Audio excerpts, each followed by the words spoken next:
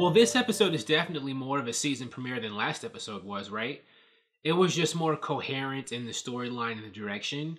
And right away, this season of Titans feels very different from season one in a couple of really big ways. Number one is, at this point, since the team is a bit more coherent and they're fully, well, kind of sort of fully formed and they know each other and are just, basically, the good guys working together to fight the bad guys or whatever, it does seem more like, one of the CW shows, right? They're through with that whole like finding each other.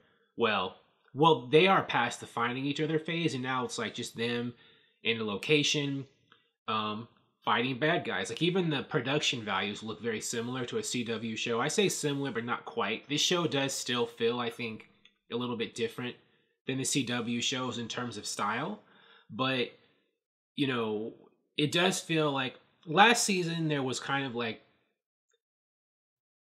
a lot of darkness, not just in like tone, but just in the way the characters acted. A cloud over them, and like they were in kind of this depressed phase. Now they seem to be kind of coming out of that, and the show does feel a bit more, I guess, upbeat. I mean, I'm sure bad stuff's going to happen, but they're just in a different place now than they were last season. And it does feel more, I guess, similar to the old New Teen Titans comics, which this show is heavily based on. These people who are trying to do the right thing in, a big city. In the old comics, it was New York City. In the original ones. Later, they moved to San Francisco. This one is in San Francisco, and it's a bunch of young people trying to do the right thing, but, because they're going to be in bad situations, there's going to be bad things that are going to happen and get them down. And, Dick is functioning as the leader mentor, as he often did in the comics. Historically, the leader of the Titans has always been a Robin. Originally it was Dick Grayson, later on it was Tim Drake, and now it's the current Teen Titans are being led by Damian Wayne. There have been other people who've led the team, but usually it's been one of the Robins. And Dick himself has changed, right? The first season he was very angry and lost, and many of the other Titans were too. And he was more violent. And this is like a softer side of Dick. It's like he's a kinder, gentler person now. And so I'm wondering if maybe they've responded to some of the criticisms of the show in the first season. Like, it was excessively violent, especially him himself. Dick Grayson was hyper violent compared to... I've never seen Dick Grayson be that violent in the comics, even when he was going through bad stuff, like scraping people's heads on broken glass. But he's not like that anymore. But it could have been something they were planning on doing anyway, because, the whole point of Dick, I think his character arc is he was in a dark place, and now he's in a better place as he's found, a new family, so to speak, of people his own age. Again, he's not depressed anymore. He's leaving Batman trying to find his own self. So it could have been something the writers were planning to begin with. But I'm wondering if it's also them listening to people's concerns about the ultra-violence of his character in the first season. I don't know, maybe not. But Dick is noticeably very different in the way he behaves, at least from this first episode, than the entire season one. And it was nice to see Hawk and Dove, or at least in this episode, Dove, being effective in a fight. Dove beat up all those meth lab guys, and she didn't get beat up once herself. Whereas in the first season, Hawk and Dove, like, most of the time they got into a fight, they wound up getting beaten up or almost killed. But in this episode, they did seem much more effective as superheroes. Or at least Dove. She's the only one who was fighting people. So I noticed that. Like, I thought it was weird in the first season. I was like, Hawk and Dove spend a lot of time getting, like, beaten up and almost killed. Maybe they really shouldn't be superheroes, because they don't seem that good at it. But in this episode, much better.